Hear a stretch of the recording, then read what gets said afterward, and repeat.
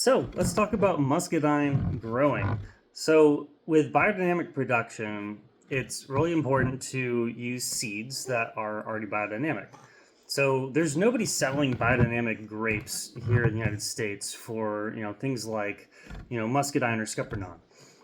So what you want to do is take an already existing biodynamic vineyard, say Stardust Cellars, where we actually do have our own biodynamic muscadine now, certified by Demeter. So you take little muscadine grapes, remove them, spit out some seeds, and you just keep going through.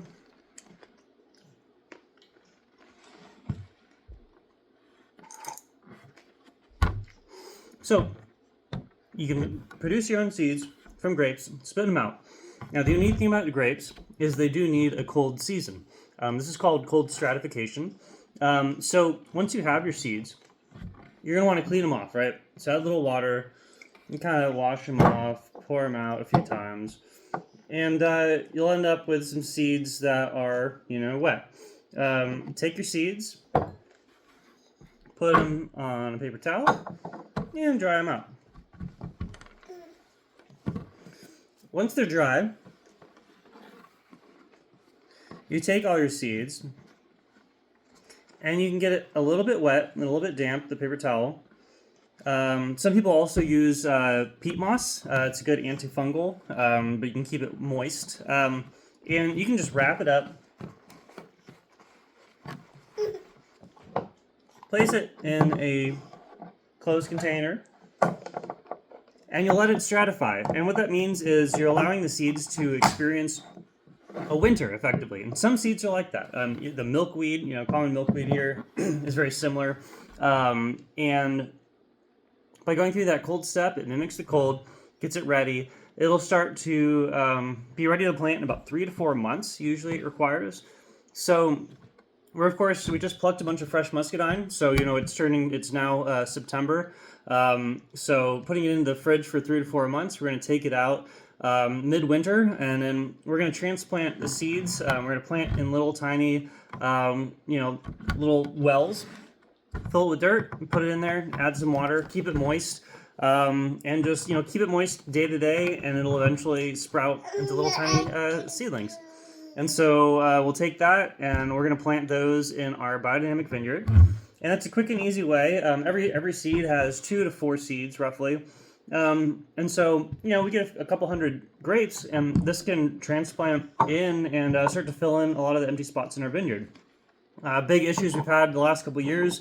The sheep have not been, well, they've been great. I love the sheep, but they might have done some damage to a lot of the vines. They've destroyed a lot of the baby vines, so we've sustained some losses.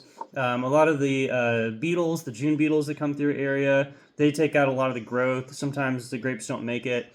And of course, just naturally, grapes aren't always going to survive year to year, especially when they're young. You kind of expect to replant a good 30-year vineyard every couple years here at Stardust. It just is what it is with biodynamics. But the ones that survive are tough, and they grow their groups hundreds of feet down. They become extremely tolerant, extremely hardy. So the ones that have made it are now producing, and they're incredible. They're delicious.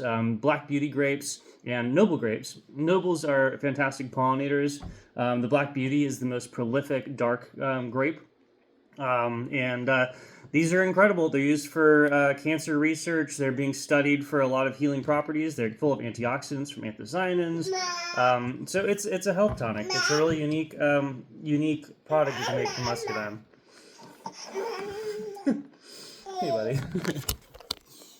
Hi. So, if you want to plant a giant vineyard and have it ready for future generations, the best way to do it, just start from seed. It's cheap, it's easy, very accessible. Anyone can find muscadine grapes. They're all over the place in North Carolina. So start your own vineyard. If y'all want to get some biodynamic seeds from me, just hit me up. I got them for you. And I'll be working on growing this biodynamic vineyard the right way, using actual biodynamic seeds from our farm. Thanks, y'all.